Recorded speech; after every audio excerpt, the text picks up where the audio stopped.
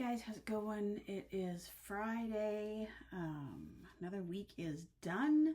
I'm doing okay. I worked this morning on the next Peanut and Little Bit book. It is under review and should be live later today. So that's book 2 in that series. If you haven't checked it out, it's on Amazon. So yeah. I mean, as I've mentioned earlier, I am kind of struggling with anxiety and stuff about the idea of returning to work. My doctor did phone me last night.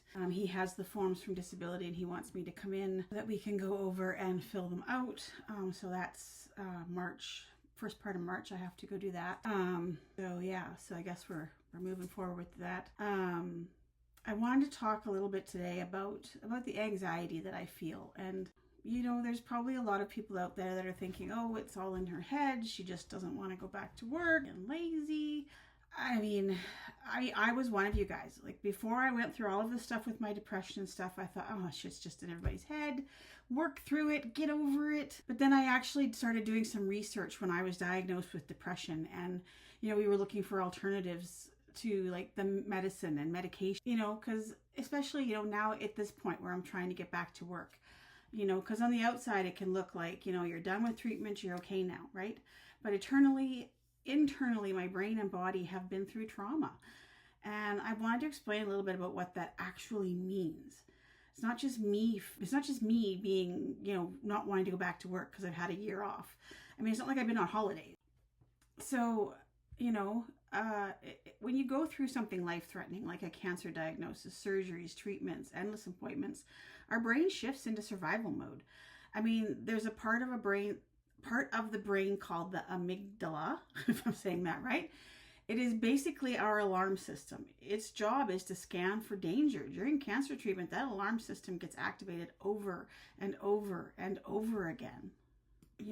Every appointment, every scan, every wait for results, your brain learns this is dangerous, stay alert. And that activates our fight or flight response. That's the system that releases adrenaline and cortisol. It increases your heart rate. It makes you tense. It keeps you on edge. It's meant to protect you in short bursts, not for months at a time. So when treatment ends, our body isn't automatically going to go back to normal. Hang on. So when that treatment ends, our body doesn't go back to normal. It doesn't get that memo that we're safe now. And that's where anxiety and depression can creep in, because the nervous system is still scanning for that threat. Now let's talk about going back to work and how that changes that. Now, where were we? So on paper, going back to work might feel like a positive step, like moving forward, like normal life.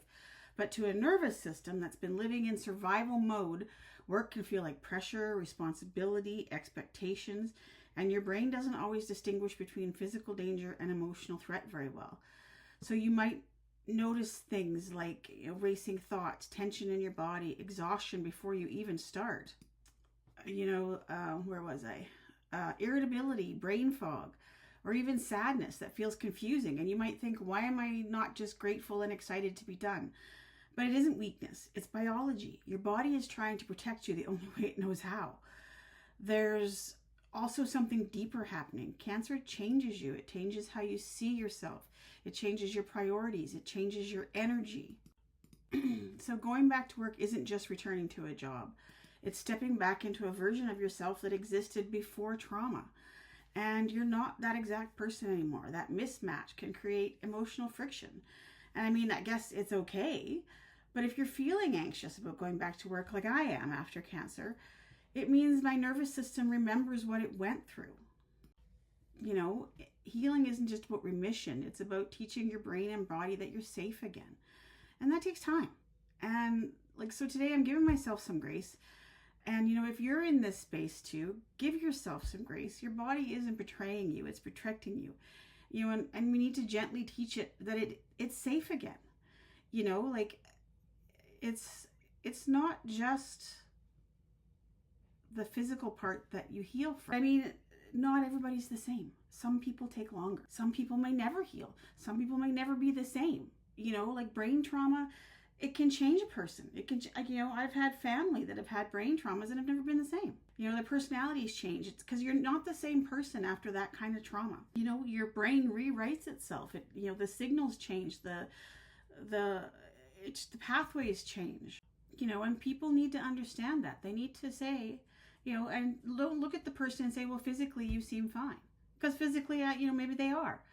But, you know, you're still healing from that, you know, those months and months and months of being on high alert. And, you know, that takes time. And that's kind of what I'm trying to get people to understand right now.